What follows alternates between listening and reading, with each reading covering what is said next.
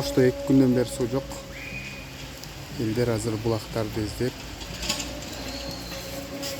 парктын башында жайгашкан булакка келип кезекке туруп суу алып атат.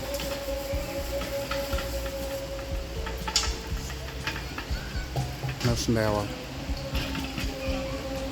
Качанга чейин суу жок болот, аны Кудай билет.